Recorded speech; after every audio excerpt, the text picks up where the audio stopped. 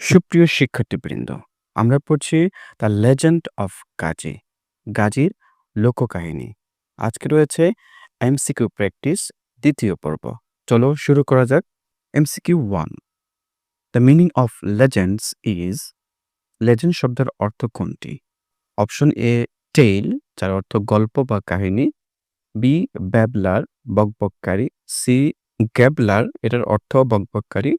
এবং D history বা ইতিহাস। এখানে সঠিক উত্তরটি হচ্ছে এ টেইল, গল্প বা কাহিনী। লেজেন্ডস অর্থ লোককাহিনী এবং টেইল অর্থ কাহিনী বা গল্প। কোয়েশ্চেন 2, বাই ইন্ডিজিনাস, তার অর্থ দেশীয়। We understand hair. ইন্ডিজিনাস শব্দ দ্বারা আমরা এখানে কোনটাকে বুঝব? A number billions, B number native, C number feature এবং ডি নাম্বার আর্ট। এখানে সঠিক উত্তরটি হচ্ছে বি নেটিভ, নিজস্ব বা স্বদেশী। 3, হোয়াট ইজ নট ফলস, নিচের কোন তথ্যটি মিথ্যা না? A number Gazi was an ordinary Muslim, Gazi ছিলেন একজন সাধারণ মুসলমান, এটা মিথ্যা। Gazi was a notorious legendary figure, Gazi ছিলেন একজন কুখ্যাত ব্যক্তি, এটাও মিথ্যা। Gazi was a Bengal land owner, Gazi ছিলেন একজন জমিদার, এটাও মিথ্যা। গাজী হ্যাড ম্যাজেস্টিক পাওয়ার, এটি সত্য, গাজীর ছিল অলৌকিক ক্ষমতা। এখানে ম্যাজেস্টিক পাওয়ার মানে এমন এক অলৌকিক বা মহৎ শক্তি যা তাকে সম্মানিত ও ভয়ঙ্কর প্রাণীদের নিয়ন্ত্রণে সাহায্য করত। Number 4, Gazi was an extra ordinary entity in the sense that, কোন সেন্সে গাজী ছিলেন একজন এক্সট্রা অর্ডিনারি বা অসাধারণ ব্যক্তিত্বের অধিকার?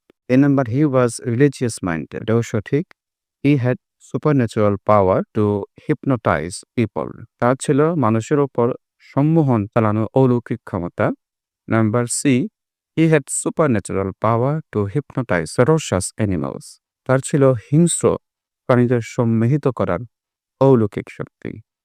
Option D all the options, এটি correct.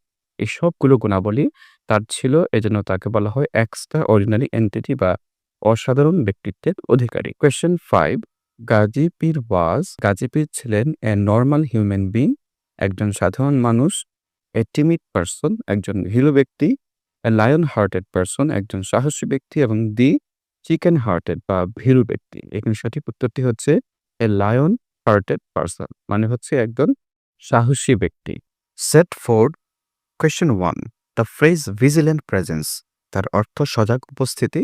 In the passage stands for, প্যাসেজে এই শব্দটি দিয়ে কি বোঝানো হয়েছে?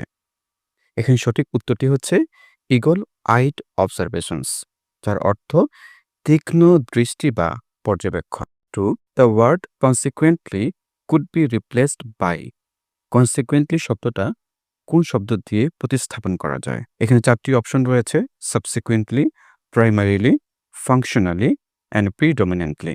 সঠিক উত্তরটি হচ্ছে সাবসিকুয়েন্টলি, পরবর্তীতে বা তারপর।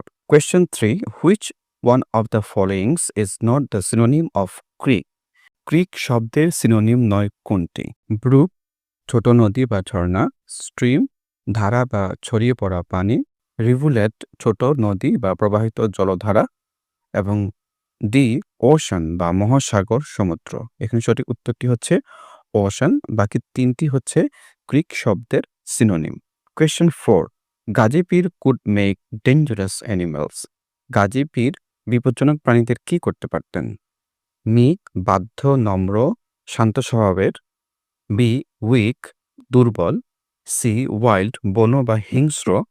এবং ডি স্পিক। আমরা জানি এই প্যাসেজ থেকে জানতে পেরেছি যে গাজী পীর ডেঞ্জারাস অ্যানিমালদের বাধ্য বা মিক করতে পারতেন। সঠিক উত্তরটি হচ্ছে A me. Question 5, the word predatory does not refer to, predatory শব্দটা দ্বারা নিচের কোনটিকে বোঝায় না? এ নম্বরে পেশাস, হিংস্রভাবে শিকার করে এমন প্রাণী। বি ভালচারিন, শকুনের মতো বা লোভী ও হিংস্র। সি গ্রিডি, লোভী বা অতিরিক্ত খেতে চায় এমন। অপশন ডি সার্ডনিক, ব্যঙ্গাত্মক। এখানে সঠিক উত্তরটি হচ্ছে সার্ডনিক বা ব্যঙ্গাত্মক। বাকি 3টি অপশন প্রিডেটরির সাথে মিল রয়েছে।